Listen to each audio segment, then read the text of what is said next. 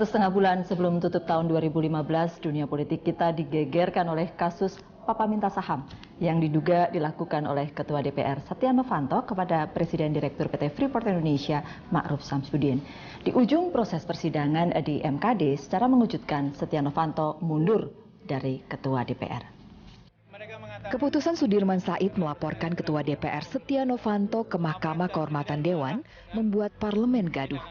Menteri SDM melaporkan Setia Novanto karena diduga mencatut nama presiden dan wakil presiden serta meminta saham saat bersama pengusaha Muhammad Riza Khalid bertemu Presiden Direktur PT Freeport Indonesia. Aroma perseteruan Koalisi Merah Putih dengan Koalisi Indonesia Hebat yang kini berganti nama menjadi Koalisi Parpol Pendukung Pemerintah menyeruak. Dalam sidang MKD yang menghadirkan Sudirman Said, Ma'ruf Samsudin, Setia Novanto, dan Luhut Binsar Panjaitan, terlihat siapa saja anggota DPR yang terindikasi membela Setia Novanto.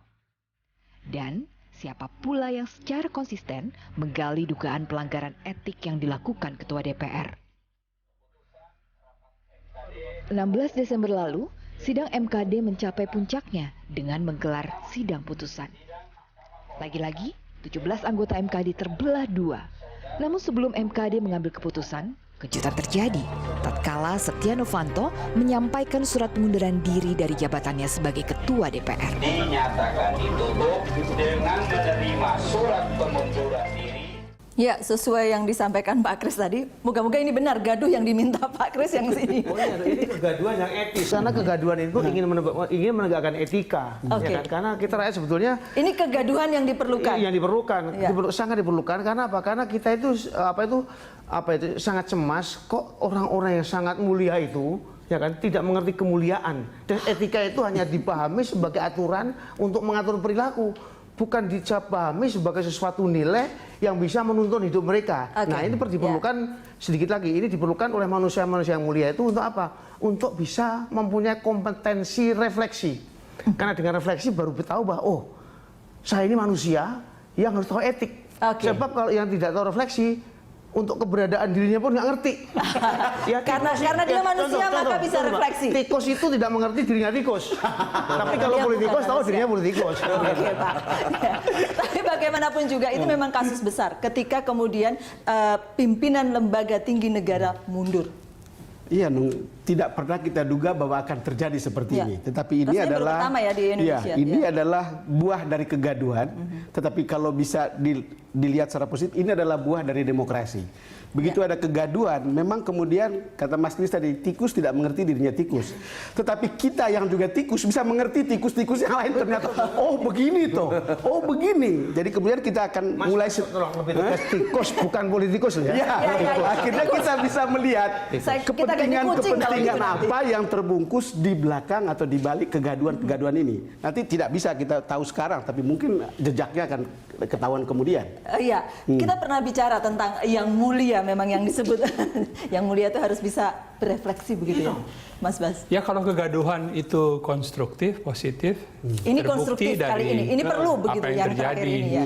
Kalau saya melihat sebagai warga ya, paling kurang sudah mulai memahami bahwa wah, Freeport ini sudah 50 tahun depan ada di Indonesia dan mereka sudah merebut keuntungan yang sangat-sangat besar. Apa enggak itu menjadi sebuah pengetahuan yang mungkin nanti kita akan publik ya, itu akan menekan supaya putus saja kontraknya. Kita bisa kok mengelola kekayaan alam kita sendiri. Oke. Kalau tidak gaduh seperti kemarin, mungkin nggak hasilnya seperti ini? Mungkin tidak, karena ini kecil kemungkinan ketua DPR-nya berganti. Jadi justru ini dampak positif dari kegaduhan tadi.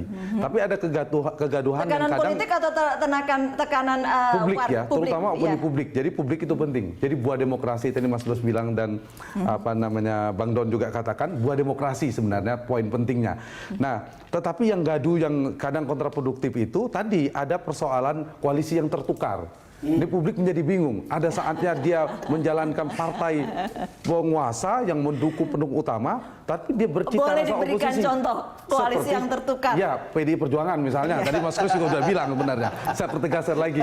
Tapi kadang-kadang muncul katanya oposisi, Golkar dan Demokrat, Golkar dan Gerindra, itu tiba-tiba bareng-bareng presiden menghadapi APBN dan sebagainya. Itu yang membuat publik mungkin kegaduhan yang menurut saya ke depan harus diperbaiki. Mas, kegaduhan karena sebetulnya tidak jelas posisinya dia di mana.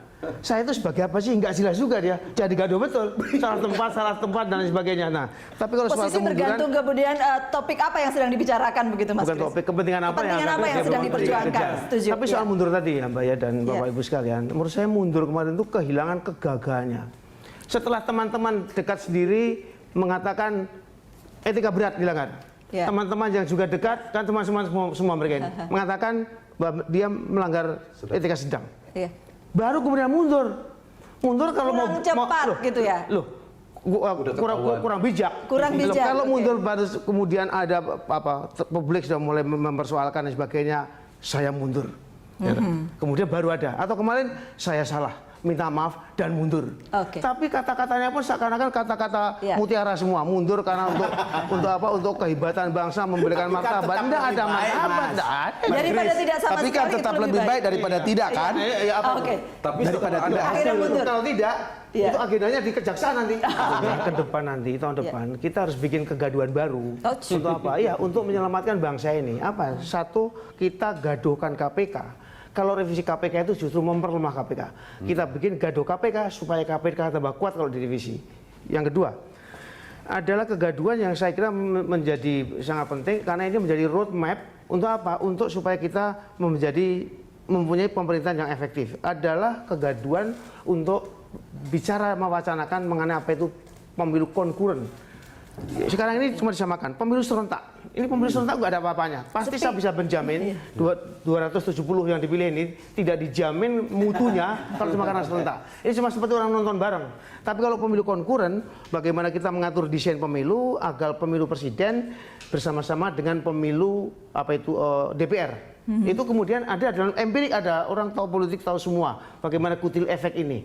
Bahwa kalau itu sama-sama biasanya kekuatan presiden simetrik dengan kekuatan partai yang mendukung presiden, simetrik dengan kekuatan yang ada di parlemen. Dan demikian kegaduhan diperlukan, apalagi kegaduhan yang dipicu oleh berita TV satu ini. Karena ini negara demokrasi, kita boleh gaduh Boleh tetapi gaduh. harus produktif gitu Saya ya kira Mas begitu. Kris ya. Terima kasih sudah hadir di Sama-sama. Headlines dan pemirsa, kami akan kembali untuk Anda sesaat lagi.